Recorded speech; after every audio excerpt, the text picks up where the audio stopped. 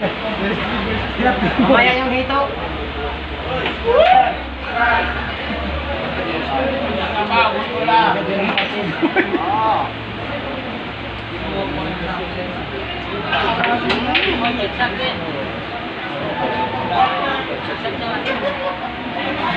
Dalawa lang ang budget mo eh, sabi niya.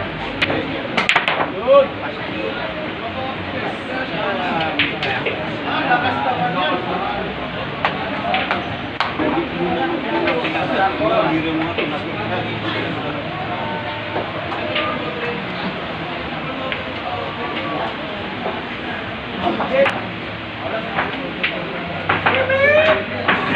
Parang galit sa butas.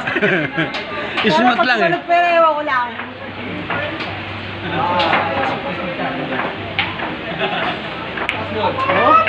Gitnang-gitna ang tama eh, no?